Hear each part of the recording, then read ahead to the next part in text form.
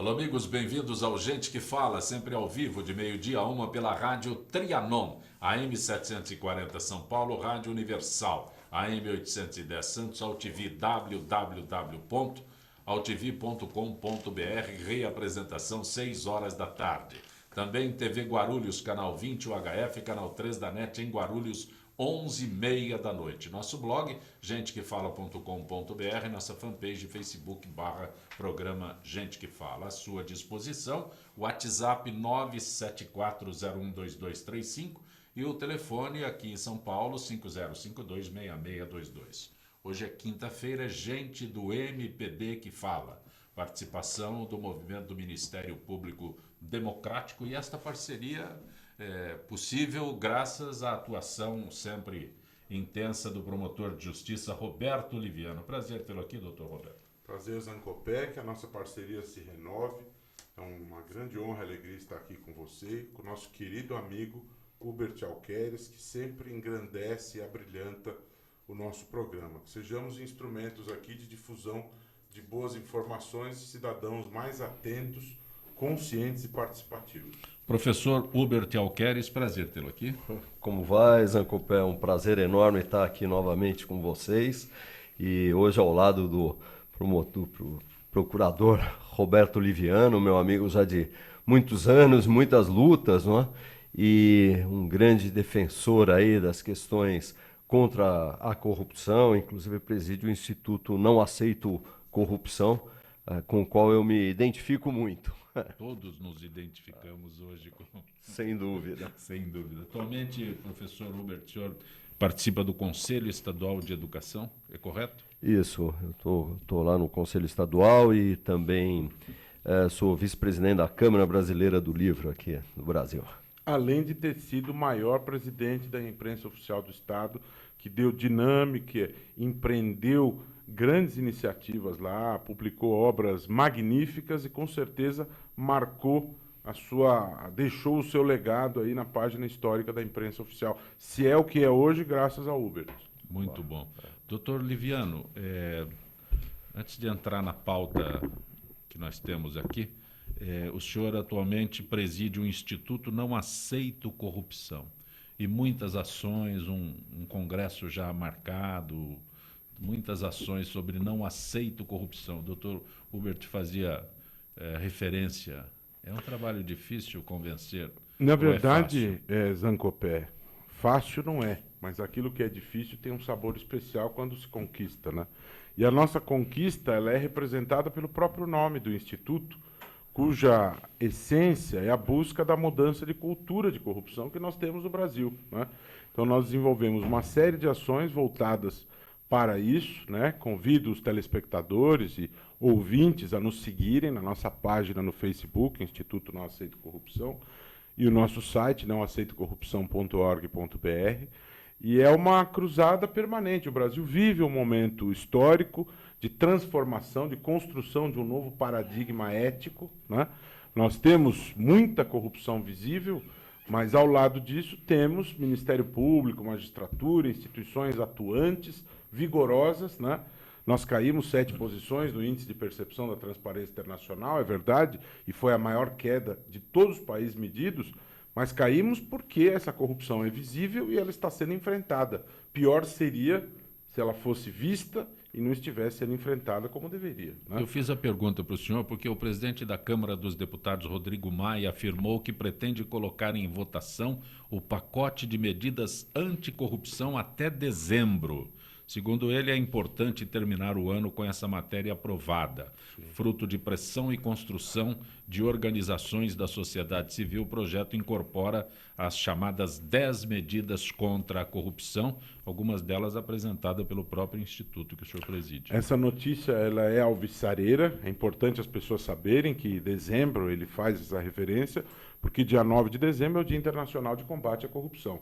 E esse dia é dedicado a isso, porque é o dia da Fundação da Transparência Internacional, principal organismo hoje no mundo que luta contra a corrupção. E essa notícia ela é ainda mais especial e importante, porque este projeto de lei, que na verdade ele acaba congregando aí 20 iniciativas, né, ele foi apresentado ao Congresso Nacional através de um projeto de iniciativa popular, né, que vem calcado em quase 2.300.000 assinaturas. E isso confere uma especial legitimidade ao projeto, né? Você discutir no Congresso uma iniciativa que vem apresentada por 2.300.000 brasileiros é de extrema relevância e é importante que todo mundo saiba. Todo mundo fala hoje de Lava Jato todos os dias, e a Lava Jato institui um novo paradigma do enfrentamento desse tipo de criminalidade, mas não adianta só a Lava Jato, não adianta as investigações concretas. Não adianta parar aí. Não adianta você simplesmente punir as pessoas que têm responsabilidades sem você atualizar toda a infraestrutura jurídica para enfrentar esses casos de corrupção.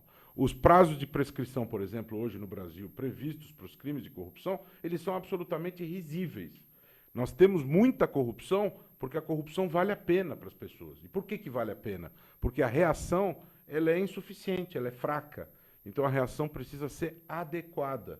É necessário que as pessoas temam as consequências das penas e por isso deixem de praticar, para que nós tenhamos a reversão desse quadro de impunidade. E, nesse sentido, as 10 medidas apresentam propostas de extrema importância. Eu destaco essa questão da corrupção, eu destaco da prescrição, destaco a necessidade de prender quem é condenado já em segundo grau. O Supremo, agora em fevereiro, examinou essa questão.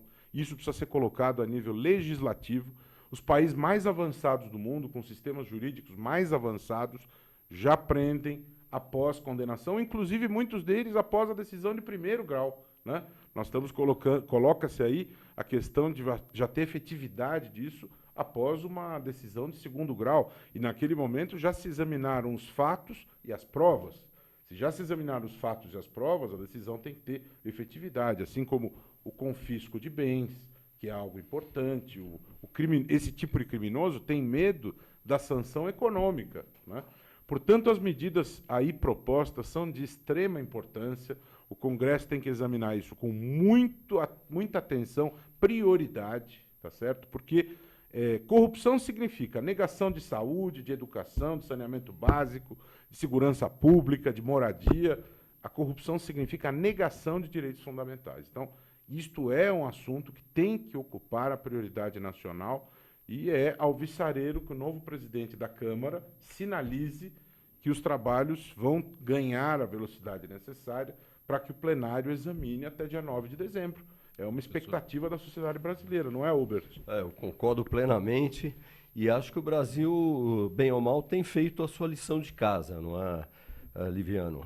Nos últimos 10 ou 15 anos, eu acho que houve um fortalecimento muito grande de algumas instituições democráticas, como o próprio Ministério Público, a Polícia Federal, todo o nosso sistema judiciário. Hoje o STF é um elemento absolutamente fundamental nesse processo, né? Então nós tivemos lá atrás o mensalão, nós tivemos um processo de tecnologia muito grande e de muita integração. A tecnologia permitiu isso, mas também houve uma vontade dessas instituições de fazer uma profunda integração com serviços internacionais de inteligência, de troca de dados. Então o Brasil ele tem caminhado. Eu sou muito otimista nesse processo de nós estarmos, vamos dizer assim, fazendo a lição de casa no combate à corrupção. Agora, isso precisa avançar. E por isso eu concordo plenamente que é alvissareira a notícia. O presidente da Câmara, novo presidente da Câmara, Rodrigo Maia, lá do Rio de Janeiro, ele tem efetivamente proposto algumas medidas que avançam nesse sentido. E eu gostaria de colocar até uma questão que me parece muito importante. Eu defendo o fim do fórum privilegiado. Eu acho um absurdo um político, um deputado que cometa um crime, ele ficar, de uma certa forma, resguardado quando a gente compara com os cidadãos comuns. Um político, um deputado, um senador que cometa um crime, seja de que natureza for, se for um crime tipificado nos nossos códigos aí, criminais e civis, enfim, eu defendo de que ele não tenha o fórum privilegiado e ele vá Inclusive, como diz o doutor Roberto Liviano, tem que ser condenado e preso na segunda instância, se for condenado. Exatamente. Eu quero falar sobre isso, que foi muito bem colocado pelo Hubert. Aliás, eu sou totalmente contra o foro privilegiado. Aliás, publiquei um artigo a respeito disso na Folha de São Paulo, mais ou menos 3 meses atrás. Deixa eu aproveitar esse Pois momento, não. porque quando se fala em foro privilegiado e imunidade parlamentar, Sim. é uma distorção muito grande, porque a imunidade parlamentar é apenas uma imunidade para expressão, uma imunidade de expressão. Só para citar um exemplo, aquelas baboseiras que o Bolsonaro falou lá, dão a ele a imunidade por estar em plenário. Verdade. Mas como o professor Hubert se referiu, eles tornaram isso ilimitado, chegando a um foro privilegiado que distorce tudo a origem É verdade. da ideia.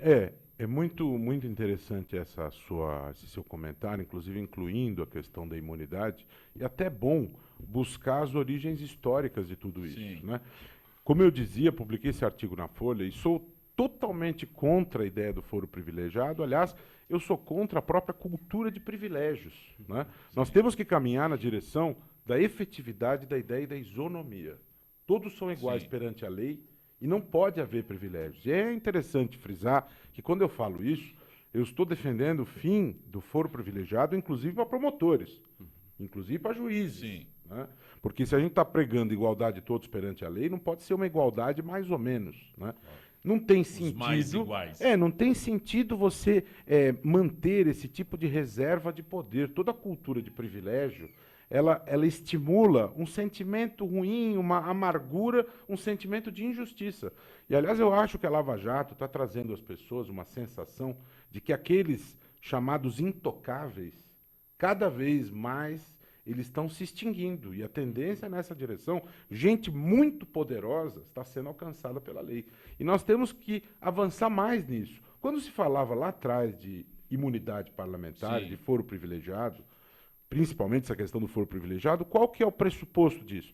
O juiz de primeiro grau, ele é vulnerável, ele está sujeito a pressões, então é necessário que os tribunais superiores tenham competência para examinar isso.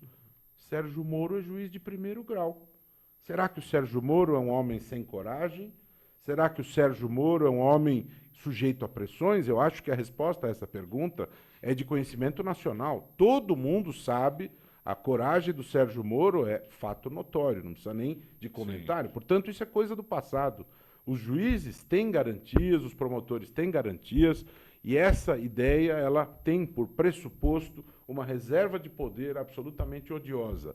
E a imunidade parlamentar, ela não pode se transformar em impunidade parlamentar. Sim.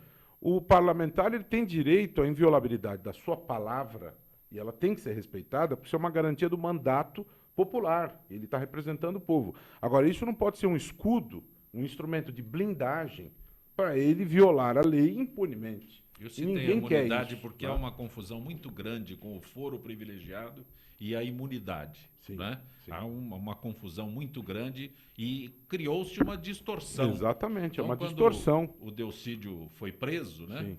Havia um conflito, que ele tinha foro privilegiado e imunidade parlamentar. Não, é um cidadão comum. Pois é. Você sabe que no nosso vizinho, Argentina, que houve lá um período de uma ditadura dificílima, né? Sim. Com muito mais gente vitimada do que no Brasil, mas lá eles têm uma série de problemas que são de conhecimento público, mas lá ex-presidente da República está em presídio comum, Sim. cumprindo pena em presídio comum. E isso foi uma exigência da sociedade. Né? E ali houve consequências graves em relação aos atos de arbítrio. Então nós precisamos realmente vencer esta barreira. Né? O Brasil, infelizmente, vive esse processo, até foi objeto de redação da FUVEST, né? A questão da camarotização. Né? As pessoas querem privilégios, querem ser melhor do que as outras. Né?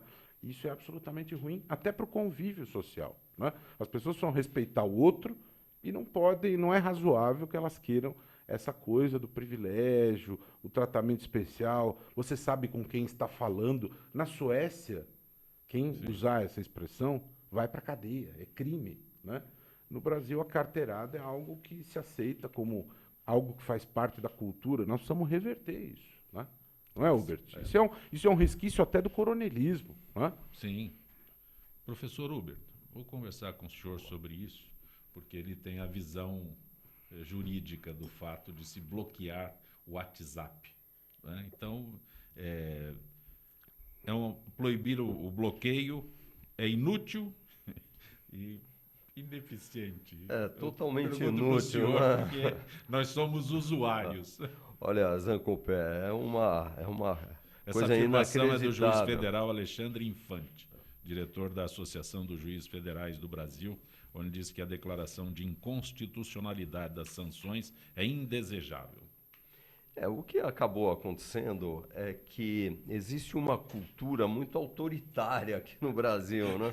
Por isso que as pessoas elas não entendem a importância da instituição e dos conceitos que estão sendo, ao longo dos anos, é um consenso, não é, de conceitos que a gente tem que chegar.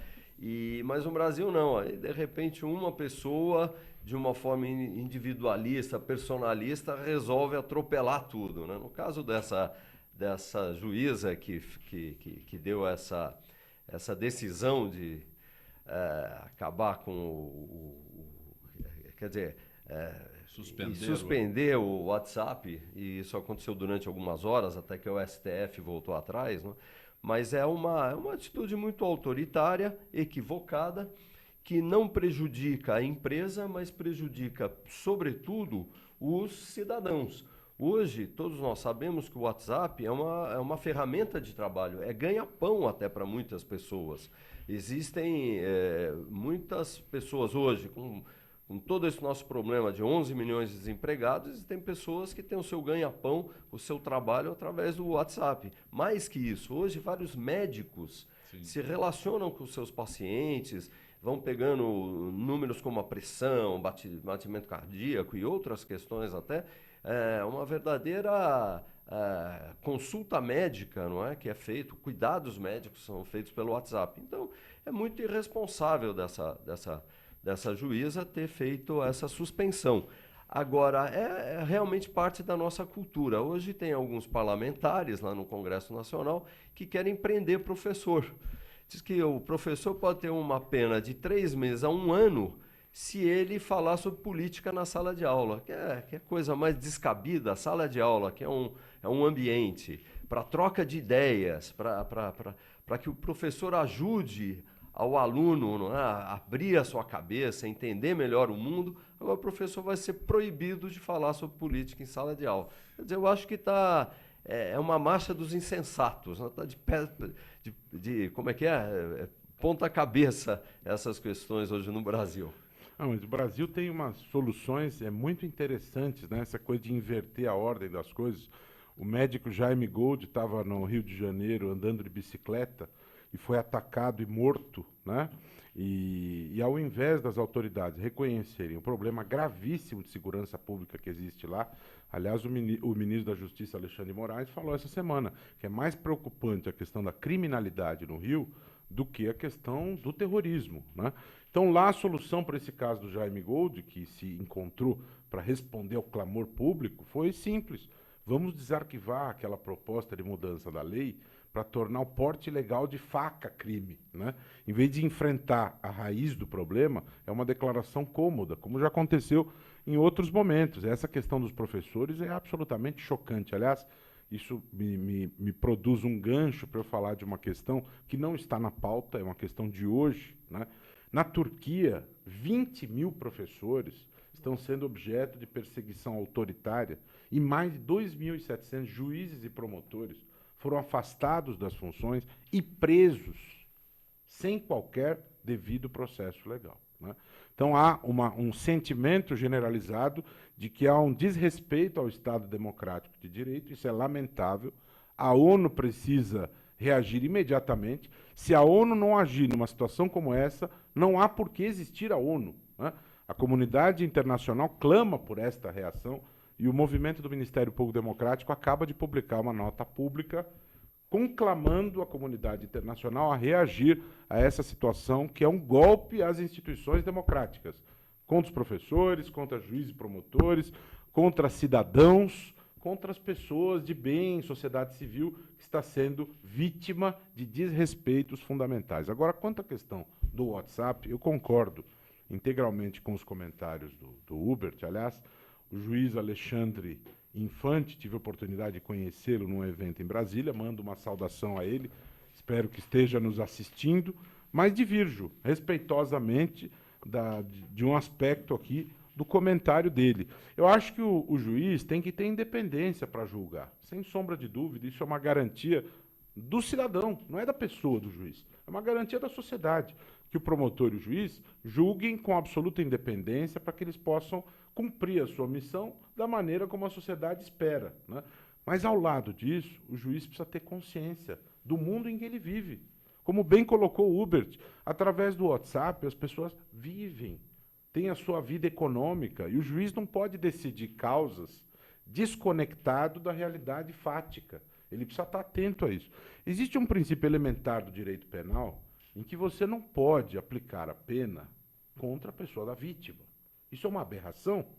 Tá? Isso é rasgar a própria essência, destruir a essência do direito penal. Você pune o transgressor. Pune o transgressor para quê? Para que haja uma reação por parte do Estado em defesa de certos interesses, tá certo? Para mostrar que aqueles interesses violados têm importância social, tudo bem? E para que você gere a prevenção, para que aquilo não volte a acontecer. Agora, jamais você pode punir alguém que não tenha nada a ver com o cometimento do fato. Isso é da essência do direito penal. Então, você não pode punir a vítima. Aqui, os milhões de usuários, eles estão absolutamente alheios ao comportamento da empresa, no fornecimento ou não de informações. Essas pessoas são usuárias e elas não têm nada a ver com esta relação. Então, se tem que haver uma reação e um sancionamento à empresa, este sancionamento ele não pode atingir terceiros que não tem nada a ver com isso. Né? Pessoas que usam o serviço estão sendo atingidas. Aplica uma multa gigantesca à internacional. Para que existe a cooperação internacional? Hoje o mundo é globalizado. Mas, então, doutor Liviano, no caso específico aqui do WhatsApp, é a terceira vez. Pois é. É a terceira vez, ou seja, se repetiu, não é? A sentença na minha opinião, de um juiz, segundo sim, juiz, terceiro juiz. Na minha opinião, nós corremos o risco de ter um sim, quarto atuando do ponto da de mesma vista forma. da segurança jurídica, eu acho imperioso que o Pleno do Supremo Tribunal Federal se manifeste sobre isso, Sim, num destes casos, e emita um posicionamento que possa gerar uma clareza para o sistema de justiça em relação a este assunto. Né? Não só em relação a esse, mas vários. Mas neste caso, porque fica essa situação, o juiz individualmente pode decidir, ele tem independência, mas como fica a questão da segurança jurídica? Não se pessoas... discute a competência do juiz em si, Sim, mas a consequência do a ato. consequência, a própria segurança, a própria estabilidade do sistema jurídico. Ele precisa ter essa característica até para as pessoas confiarem na justiça. Sim. Como é que você vai confiar no sistema de justiça que acaba sendo desrespeitoso a você mesmo? Né? Então ele não vem proteger o cidadão, ele vem desrespeitar o cidadão e colocá-lo numa situação absolutamente de desproteção, de desrespeito e de violação aos seus direitos. Né? Direito de comunicação, direito à saúde, como o Hubert falou, numa interação com o médico. Tem pessoas que têm o seu comércio, elas fazem negócios exclusivamente pelo WhatsApp. Essas pessoas estão sofrendo prejuízos. Né? A juíza vai arcar com os prejuízos que essas pessoas estão sofrendo. Vidas podem ser perdidas, pessoas podem sofrer prejuízo à sua saúde. Isso é muito grave, é muito sério. É só um comentário, claro, concordando com tudo que você falou, mas o WhatsApp é um aplicativo mundial. Claro. Todos os países do planeta têm pessoas que usam o WhatsApp. E não é assim em nenhum lugar do planeta, só no Brasil. Muito bem colocado. E a juíza, quando fez uma série de questões ao WhatsApp, aos donos do WhatsApp, eles responderam em inglês. Sim. E ela ficou muito irritada com isso e disse, olha, você está pensando que isso aqui é uma republiqueta?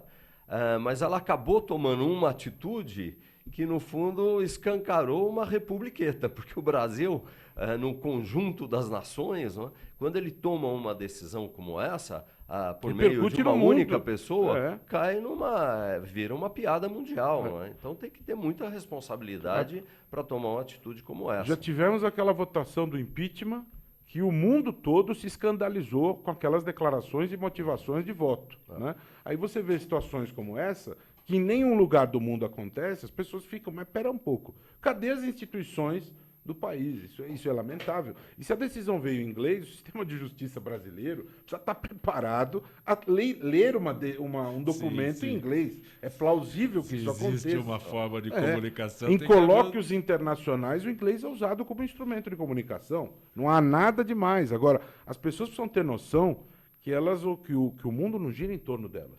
Que elas não são o centro do poder. Né? Então, o juiz, ele cumpre o seu papel, mas ele precisa saber dos limites. Aliás, o juiz e todo mundo que detém poder tem que ser controlado. Eu acho que esse assunto tem que ser objeto, inclusive, de análise pelo Conselho Nacional de Justiça. O Conselho Nacional de Justiça precisa examinar esse tipo de coisa e verificar como é que olha para problemas como este numa perspectiva nacional. Né? Porque as pessoas ficam atônitas com essa reação. Não é razoável, não é plausível. Né? Então, precisa acontecer alguma coisa. O que a gente deduz é que ela pode se repetir. Essa atitude pode se repetir por parte de um quarto juiz. E é importante que fique claro que todo mundo tem absoluta clareza que é importantíssimo combater o crime organizado. Só que você tem que usar armas razoáveis, adequadas e eficientes. Né? Você não pode, através de um exercício ineficiente, atingir pessoas que não têm nada a ver com isso e gerar consequências muito piores. Né? Então, isso aqui não é... O direito, acima de tudo, é razoabilidade e bom senso. Me parece, com todo respeito à juíza, que faltou aqui razoabilidade e faltou total bom senso. É a minha opinião. Ô James, podemos ir a um intervalo aqui no nosso Gente que Fala, na Rádio Trianon. Você fica com o Ricardo Godoy. Retornaremos em instantes.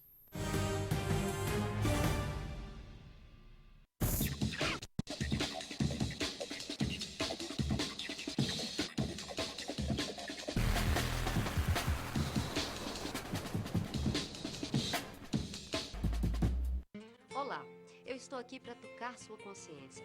Nossa saúde ganhou o movimento Mama Amiga pela Vida, uma ação social e voluntária que trabalha pela prevenção do câncer de mama.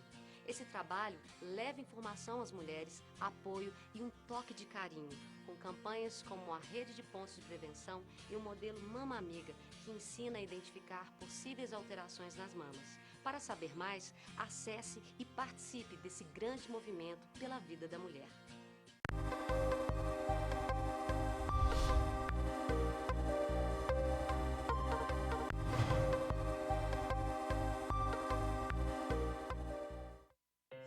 Na última década, os transplantes de órgãos cresceram 84%. As cirurgias cresceram 619%.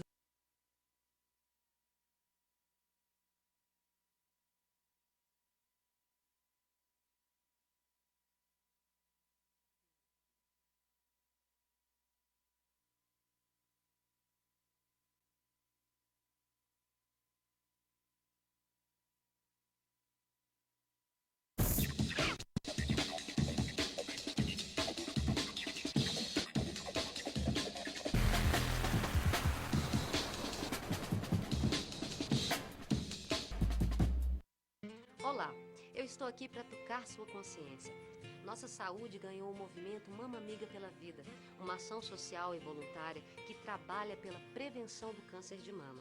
Esse trabalho leva informação às mulheres, apoio e um toque de carinho, com campanhas como a Rede de Pontos de Prevenção e o modelo Mama Amiga, que ensina a identificar possíveis alterações nas mamas. Para saber mais, acesse e participe desse grande movimento pela vida da mulher.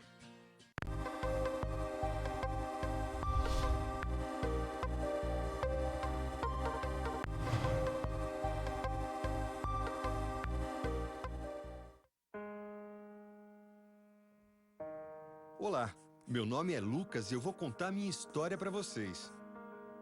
Eu sempre tive um sonho, me aventurar e conhecer o mundo.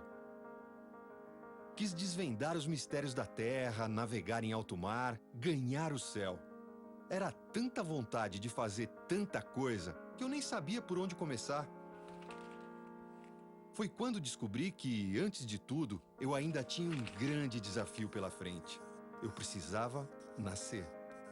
Não dava para realizar meus sonhos preso na barriga da minha mãe. Eu queria começar a aventura da vida o quanto antes. Forcei tanto que consegui. O problema é que fiz isso cedo demais. Não estava pronto. E outra vez, fiquei preso. Eu era menor do que imaginava. Como ia conseguir realizar os meus sonhos daquele jeito? Fui perdendo as esperanças.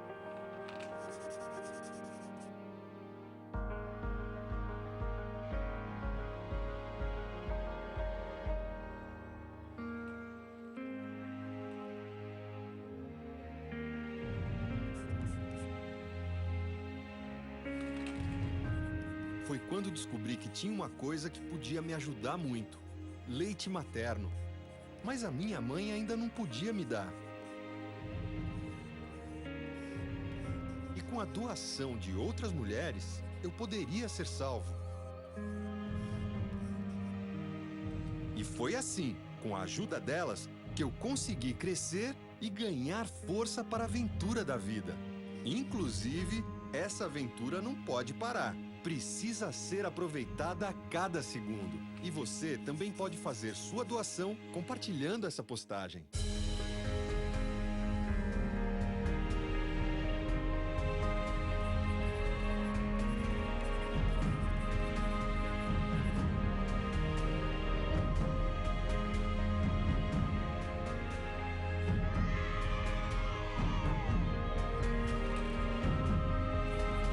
É o governo federal trabalhando para o Brasil avançar.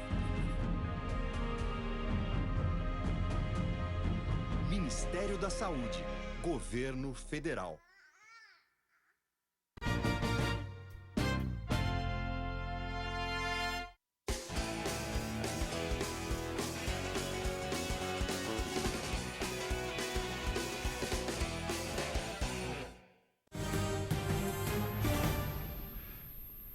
Você está conosco no Gente que Fala pela Rádio Trianon, AM 740 São Paulo, Rádio Universal, AM 810 Santos, AltV, www.altv.com.br, reapresentação 6 horas da tarde, TV Guarulhos, canal 20 UHF, canal 3 da NET em Guarulhos, 11h30 da noite. Acesse nosso blog, conheça nossos colunistas e colaboradores, gentequefala.com.br, nossa fanpage Facebook/programa Gente que Fala. Quinta-feira, gente do MPD que fala, parceria do Gente que Fala com o movimento do Ministério Público Democrático. Conosco hoje o professor Hubert Alqueres, que é membro do Conselho Estadual da Educação, promotor de Justiça Dr. Roberto Liviano, que é integrante do movimento do Ministério Público Democrático e presidente do Instituto Não Aceito Corrupção. Doutor Liviano, eu preciso contar para o senhor algo fantástico que eu vi na rua. Uma pessoa pediu uma esmola para outra tal, e estava passando naquele momento ali, a pessoa falou, eu não vou dar. Aí o outro que está, o pedinte, falou, corrupto. Não. Xingou para ele, foi o... Não vou dar. Aí o mendigo, qualquer que seja lá, corrupto, foi o xingamento que ele usou. Para quem dirige o Instituto Não Aceito Corrupção, esse é um fato novo. É verdade, é um fato interessante. Me chama a atenção que a pessoa que foi alvo do xingamento devia estar se portando de maneira extremamente elegante, devia estar usando um termo Hermenegildo Zen, alguma coisa assim, Sim. que deve ter chamado a atenção do mendigo. Agora, o fato dele ter substituído o xingamento ladrão por corrupto Sim. é sinal de que, no juízo de valor dele, o fato de furtar ou roubar é muito menos grave do que a corrupção. E é fato, porque a corrupção ela lesa um número indeterminado de pessoas. O furto de uma carteira, por exemplo, a pessoa lesada é aquela pessoa que teve a carteira subtraída. Agora, se 100 milhões são desviados de uma obra, você tem lesão a toda a comunidade. Portanto, o juízo de valor feito por ele é muito interessante, sinal de que cada vez mais a corrupção é algo que preocupa as pessoas, que angustia as pessoas. Aliás, a pesquisa que a Datafolha divulgou no final do ano, mostrou pela primeira vez o problema da corrupção como o que mais preocupa os brasileiros, 34% acima daqueles preocupados com saúde, educação, moradia, saneamento básico, segurança, o que é absolutamente sintomático diante do momento que nós vivemos. Não é que nunca tivemos tanta corrupção, é que ela está muito visível, ela é muito discutida, o sistema de justiça reage, as pessoas estão sendo punidas, portanto, esse é um assunto que está em destaque na pauta nacional, como o Hubert bem lembrou, no processo do mensalão, isso esteve em evidência, as pessoas estão mais preocupadas. O que se espera é que agora em outubro, em que há um encontro com as urnas, as pessoas façam escolhas coerentes a esta preocupação. A escolha dos representantes, ela precisa ser calcada em preocupações importantíssimas. Não se preocupar com interesse individual, não é um presente, algum tipo de agrado que deve motivar alguém a votar, mas o interesse comum, o tipo de projeto apresentado para a sociedade, o histórico que a pessoa tem. Tem histórico de desvios, né? Essa pessoa não merece confiança daquele que está fazendo a escolha, nem para prefeito, executivo, nem para os vereadores, que têm funções importantes de fiscalização, de verificar o orçamento, de discutir as leis, tá certo? Então, isso deve nortear de maneira decisiva as escolhas que vão ser feitas nas eleições, porque, como já se disse numa campanha, acertadíssimo, o voto não tem preço, ele tem consequências. E as consequências, elas duram o tempo do mandato. Então, São as pessoas, 4 anos, não tem jeito. Essa situação, essa história interessante que você conta, Zancopé, inclusive vou incorporar nas palestras que eu dou, falando de cultura da corrupção, mas ela é significativa e sintomática da gravidade desse problema. Isso é bom, que as pessoas estão preocupadas com isso. Como toda quinta-feira, a participação da Associação dos Funcionários Públicos do Estado de São Paulo, Gisele Souza, do setor de eventos da FIPESP. Boa tarde, Gisele. Boa tarde, Zancopé. Boa tarde aos ouvintes do Gente que Fala.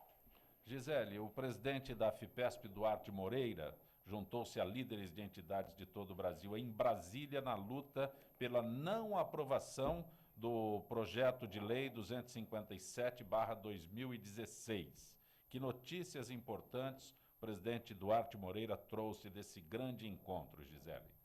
Então, Zancopé, segundo o nosso presidente, o Dr. Antônio Carlos Duarte Moreira, infelizmente o PLP 257/2016 deve ser aprovado sim pelo Congresso.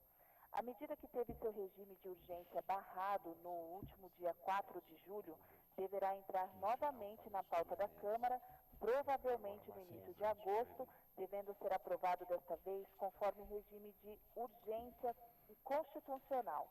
No entanto, várias emendas que protegem os direitos dos servidores públicos estão sendo avaliadas e discutidas junto aos parlamentares que já estão se comprometendo com os líderes das entidades pela preservação de tais conquistas.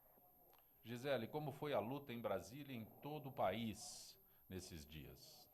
Os representantes dos servidores participaram de audiência pública na Comissão de Direitos Humanos do Senado Federal, no dia 11 de julho.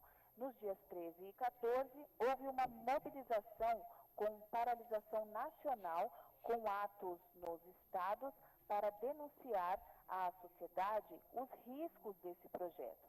Já em Brasília, o ato aconteceu em 15 de julho.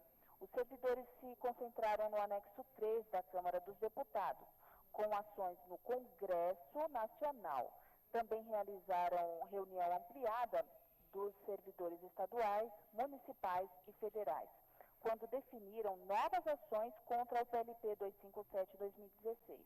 Pois enquanto não estiver, como se diz, preto no branco e devidamente assinado os compromissos que asseguram os direitos, a luta permanece. Mas, Gisele, existe a possibilidade o projeto de lei 257/16 ser aprovado em sua forma original pelo Congresso, o que prejudicaria toda a categoria do funcionarismo público? Não trabalhamos com essa hipótese. Por isso, fomos a Brasília. Nós e centenas de outros líderes de servidores continuaremos nossa luta em São Paulo. e, se for necessário, estaremos em Brasília novamente. Diz Duarte Moreira, nós temos que ter um esforço de mobilização urgente para barrar esse pacote do ajuste fiscal. Em vez de auditar as dívidas, reduzir o endividamento e de ampliar a arrecadação de impostos, combatendo a sonegação, o que o governo está fazendo é jogar todo o ônus da crise nas costas dos servidores. E afirma, isso nós não vamos tolerar. Completa. Gisele, agradeço tua gentileza mais uma vez com o nosso Gente que Fala, nesta parceria Gente que Fala, FIPESP. Uma boa tarde, Gisele. Boa tarde, Zancopé, e boa tarde aos ouvintes do Gente que Fala. Zancopé, antes de você ir para a próxima, eu não posso deixar de me manifestar sobre esse projeto, que é uma aberração jurídica, e ele propõe, na verdade, a destruição da categoria de todo o setor público, de todo o funcionalismo do país. Sob o pretexto de moralizar, de eficiência, esta proposta, ela desconstrói toda a estrutura do setor público no país. E o setor público, óbvio que nós podemos ter pessoas acomodadas, que produzem pouco, mas elas são a exceção. Você não pode, em nome de exceções, querer desmontar toda uma engrenagem, todo o sistema jurídico criado. Ele visa garantir a continuidade, a efetividade dos serviços públicos. O que se propõe aqui é o desmantelamento total do Estado. E as pessoas, não só as pessoas do setor público, como as pessoas da sociedade, precisam ter consciência da gravidade disso e reagir, porque esta proposta ela fere o interesse da sociedade, que tenham carreiras públicas dedicadas ao cumprimento de papéis na área da educação, na área da saúde, na área da justiça, e o que se propõe aqui é o total desmantelamento. Não há nenhuma garantia, nenhuma estabilidade, absolutamente nenhuma condição de trabalho pelo que se propõe aqui. As pessoas demitidas sumariamente a critério daquele que exerce o poder no momento. Na Turquia, nós estamos vendo o que isto pode gerar quando você concentra demais o poder nas mãos do executivo. Então, a sociedade precisa abrir os olhos. Esse projeto, ele não é do interesse da sociedade, ele não resolve nenhum problema da sociedade, pelo contrário, ele desmantela o setor público no Brasil, coloca em rota de degradação todo o sistema de saúde, educação e de justiça. Isso é da maior gravidade e tenho certeza que a aguçada percepção do Congresso não permitirá que esse projeto seja aprovado. Professor Hubert Alqueres, a especialista em educação financeira Cássia Daquino afirma que os pais não precisam esperar os filhos iniciar a vida escolar para ensinar princípios de economia. O importante é adequar o conteúdo à idade da criança. Segundo ela, a partir dos 11 anos, fica mais fácil inserir modelos de comportamento, mas conforme a criança vai ficando mais velha, crescem os desafios de ensinar esses conceitos. O texto é bonito. É bonito e é verdadeiro. Na verdade, ótimo. A criança, ela não tem um raciocínio abstrato. Não? A criança ela tem até os 10 anos de idade, é um raciocínio muito concreto. Então, até os 10 anos de idade, a gente deve ensinar conceitos como os de educação financeira, com objetos para as crianças. Então é muito bom o porquinho, o cofrinho, o pai que dá uma pequena mesada depois dos 5 anos de idade, mas cobra os resultados de como a criança tá gastando esse recurso, não dando recursos adicionais para que ela saiba que termina, não é? O mesmo na questão de quando a criança pede um dinheiro emprestado para comprar um sorvete, uma coisa assim, o pai tem que negociar com ela quando que ela vai devolver, quando receber a mesada, aquela coisa toda. Agora, depois dos 10 anos de idade, não. Aí a criança chega na fase abstrata, ela começa a aprender muito mais matemática e aí ela por si só, ela tem uma compreensão muito maior dessas questões da educação financeira. Mas o que a gente o que a gente observa hoje na nossa sociedade, não é, Roberto Oliviano, é um consumismo muito grande, não é? E as crianças, elas ficam muito sujeitas a uma pressão de grupo e muitas vezes exigem dos pais a compra de objetos caros e que refletem só uma questão do consumismo, né? Então, eu acho que essa é uma educação também muito importante de ser dada para as novas gerações, né? De que o consumismo ele tem um peso na nossa vida que pode ser muito ruim, inclusive. E ainda mais numa fase como essa que o Brasil vive, que é uma fase de crise econômica e uma fase em que as famílias precisam conter gastos, não é? E não mergulhar num consumismo desenfreado. Não que eu seja contra a sociedade capitalista, ao contrário, eu acho que o mundo funciona muito bem com o capitalismo, mas as crianças precisam ser preparadas para ele. Doutor Liviano, o ministro Eu preciso falar uma coisinha rápida sobre isso, concordando com tudo que o Hubert falou. Eu quero acrescentar o seguinte: o consumo, ele traz bem-estar para as pessoas, mas o consumo ele não pode ser vazio, ele precisa ser consciente, né? Além disso, eu acho que os pais e a escola precisam se preocupar muito com a educação para a ética, né?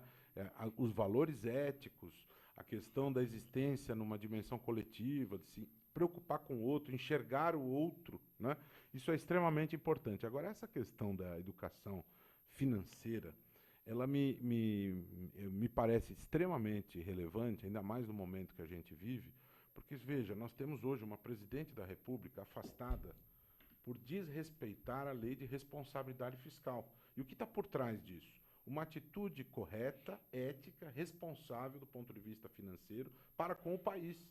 Essa lei foi importante para evitar as farras financeiras. Então é extremamente importante que os pais eduquem os filhos desde cedo para terem responsabilidade financeira.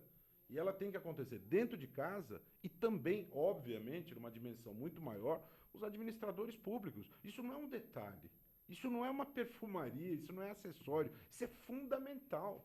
Se você tem um orçamento, se você tem imposições da lei em relação a limites de gastos em época anterior à eleição, isso tem que ser respeitado. Isso não é um detalhe. O desrespeito a isso é fraude fiscal gravíssima.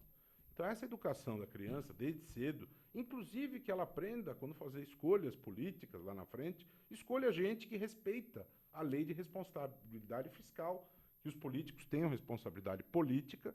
Portanto, essa é uma preocupação importante. E a criança precisa aprender desde cedo, porque o Hubert é educador e sabe, a criança é uma esponja, né, Hubert? Ela absorve tudo.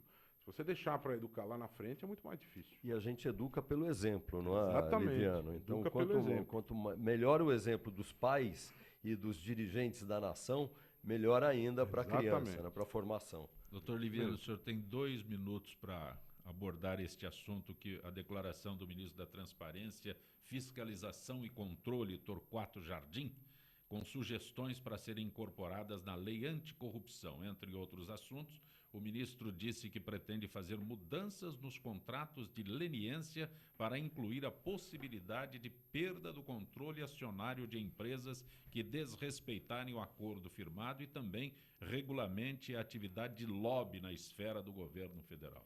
Eu estive em audiência com o ministro Torquato há 3 semanas em Brasília, apresentei uma série de ideias do Instituto Não Aceito Corrupção, e uma das ideias que eu apresentei é essa preocupação com a perda do controle acionário como punição à empresa corrupta. Nós tivemos uma situação nessa linha com o Esteves do Banco BTG, não em virtude da lei, mas em virtude da própria reação das forças do mercado, né? Os demais acionistas acabaram comprando a parte dele para salvar o banco, que é o maior banco de investimento do país. Então, acho que essa é uma iniciativa importante, pode ser uma maneira de você sancionar a empresa que desrespeita a lei, portanto, acho que é algo que merece essa atenção, mas, como já disse ao ministro e reitero, e já disse aqui em mais de uma ocasião, a lei anticorrupção tem um problema gravíssimo de arquitetura jurídica. Ela permite que os acordos de leniência sejam celebrados entre o órgão de controle interno e a empresa suspeita. É necessário fiscalização externa. Esse acordo não tem legitimidade. Então, dentro das mudanças da lei, tem que haver obrigatoriedade de fiscalização desses acordos pelo Ministério Público. Teve um encontro ontem no Estadão, Fórum Governança Corporativa, e gente de fora do Ministério Público bradou isso de maneira absolutamente convicta, como o professor Modesto Carvalhosa, a professora Mariana Pargendler, falando, não há como você ter segurança jurídica num acordo de leniência feito sem intervenção do Ministério Público. E não se pode também desmontar o TCU. O TCU tem um papel constitucional previsto na lei e ele tem que ter plenitude do seu papel fiscalizatório. Eu digo isso porque há um projeto de lei 3636 que propõe enfraquecimento do TCU, mantém o Ministério Público fora dos acordos. Então é necessário que se cuide disso. O Instituto, junto com outras entidades, para fechar o meu comentário, ele elaborou uma proposta de projeto de lei 5208 que propõe a inclusão destas ideias e mais uma outra que me parece importante, que é a criação do Fundo Nacional de Combate à Corrupção. Do que se trata? Criação de um fundo para recolher os dinheiros das multas decorrentes dos acordos de leniência e destinar esse dinheiro para o combate à corrupção. O dinheiro proveniente das multas não pode ser entesourado e usado em outras finalidades. No buraco negro do Exatamente. governo. Esse dinheiro tem que ser destinado à prevenção, tem que ser uma verba ao combate. carimbada. É isso que nós propomos no PL 5208, além do Ministério Público sempre presente, TCU preservado, Fundo Nacional de Combate à Corrupção. Sou favorável à ideia de alienação do controle acionário como forma de sancionamento à empresa corrupta. A empresa não tem que morrer como regra. A empresa tem uma função social importantíssima. Ela tem que ser preservada, mas ela tem que ser punida, sofrer consequências para sinalizar claramente que a corrupção ela é combatida, ela é punida com exemplaridade para que a impunidade não prevaleça. Professor Hubert Alqueres, agradeço a tua gentileza de ter participado deste nosso Gente do MPD que Fala. Muito bom tê-lo aqui. É sempre um prazer enorme, Zancopé, estar aqui com vocês e hoje especialmente com o Roberto Liviano, que é uma pessoa que acaba de demonstrar, não é, com um repertório incrível dessas questões que envolvem corrupção e o combate à corrupção e essa grande confusão que o Brasil sempre viveu na sua história de que é misturar o público com o privado. Eu acho que essa luta, Roberto Liviano, é uma luta importante, fundamental, e hoje toda a nação brasileira está envolvida nesse combate e a gente tem muito orgulho de você ser um dos expoentes desse movimento. Doutor Liviano, essa nossa parceria, Gente do MPD que Fala às quintas-feiras, foi possível graças à tua dedicação. A parceria, na verdade, ela se mantém viva porque gente do quilate, do conhecimento do professor Hubert nos brinda com a presença aqui. Esse programa sempre traz pessoas de várias áreas de atuação e a cultura, o conhecimento do Hubert, com certeza nos permitem juntos oferecer informação de qualidade para quem nos assiste, para quem nos ouve. Que nós possamos continuar nessa jornada aí. Hubert é sempre bem-vindo, o MPD te recebe sempre com muito carinho. E, em relação ao combate à corrupção, é a nossa causa nacional, precisamos todos nos unir. Não aceito corrupção, www.nãoaceitocorrupção.org.br. Acompanhe o Instituto no Facebook, no site, e que possamos fazer a diferença e termos tempos melhores, mais dignos, mais éticos e com menos corrupção. Gente que Fala tem a direção-geral do jornalista Fausto Camunha, diretora de produção Zenilda Salvato, redação Pedro Esquiavon, produção cultural Ricardo Godoy, na rádio Trianon, Benê, Cléo Rodrigues, Neildo Neves, Ricardo Valim, na direção da TV Guarulhos, Fernando Mauro, na direção da UTV Alberto Luquete, na técnica James Eduardo, Sérgio Oliveira e Iago Matsumoto. Estaremos de volta amanhã, meio-dia. Gratos, até lá.